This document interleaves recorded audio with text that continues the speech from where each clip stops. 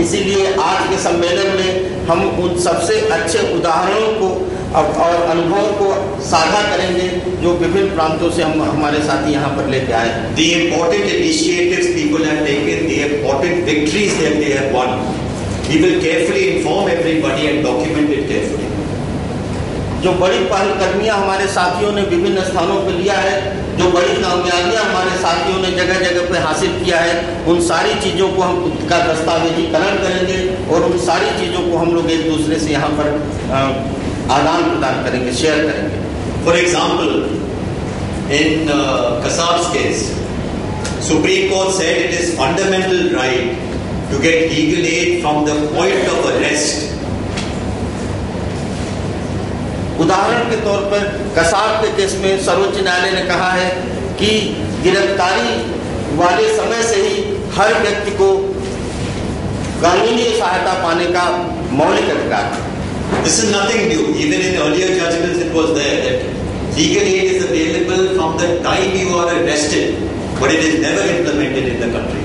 यह कोई नई बात नहीं है। सुप्रीम कोर्ट की पहले की नजीरों में भी यह बात आई है कि गिरफ्तारी के समय से ही आदमी को बंदी को कानूनी अधिकार सहायता पाने का अधिकार बन जाता है, लेकिन यह एक ऐसा अधिकार है जो कभी भी अमल में नहीं लाया गया। And in state of Maharashtra there is a very interesting rule which says that the moment a police officer arrests a person, that police officer is required to call the legal aid committee and the nearest bar association, and the lawyer must immediately be deputed to the police station to start legal aid from the police station itself when the interrogation is started. It is such an excellent rule. और महाराष्ट्र में एक बहुत मजेदार कानून है कि कोई भी थानेदार जब किसी व्यक्ति को गिरफ्तार करेगा तो गिरफ्तारी के जगह से उसकी जिम्मेदारी होगी कि वो बार एसोसिएशन को और लीगल एड कमेटी को वहाँ सूचित करेगा और थाने में उस गिरफ्तार शुदा व्यक्ति के पहुँचने के साथ साथ ही उसको कानूनी सहायता मिलने का काम प्रारंभ हो जाएगा। And right across the country there is no legal aid provided by the national legal aid boards or the state legal aid boards from the point of arrest.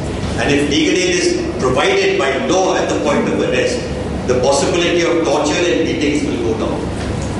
लेकिन सच्चाई यह भी है कि पूरे देश में जो राष्ट्रीय विधिक प्राधिकरण है या प्रादेशिक विधिक प्राधिकरण है, उन्होंने कोई ऐसा ढांचा नहीं तैयार किया है जिसमें गिरफ्तारी के समय से ही बंदी को गिरफ्तार शुदा व्यक्ति को कानूनी सहायता मिलना शुरू हो जाए।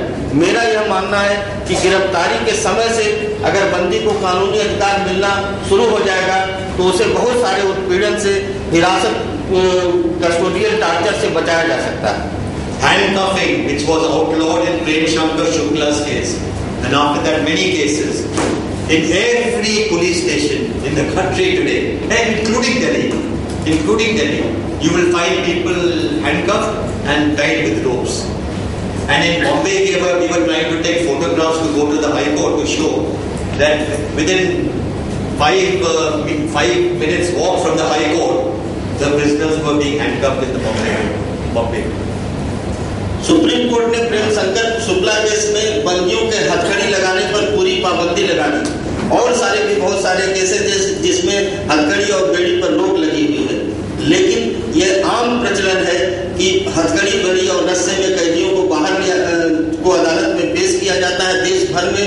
और मुंबई में तो सिर्फ 5 मिनट का जो रास्ता है कोर्ट से लेकर हवालात का, उसमें भी बंदी को हथकड़ी, बेड़ी में ले जाने का रिवाज कायम है और उसकी फोटोग्राफी तक होती है। So my friends gave some special emphasis to what PIS can be done in the state, what PIS can be done at the national level.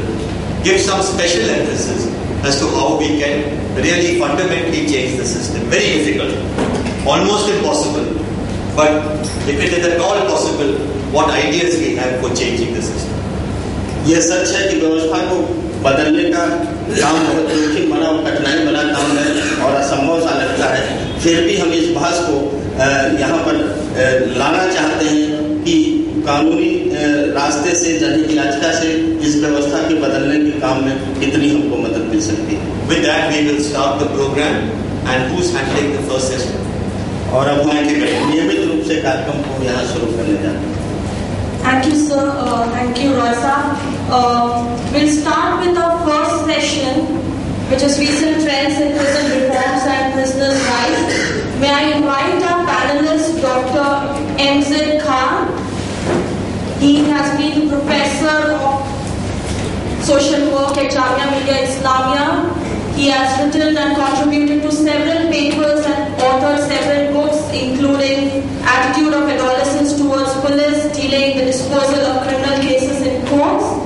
We also have our panelist, Madam Monica Sagrani. She's teaching currently at TIS and has also been a practicing advocate.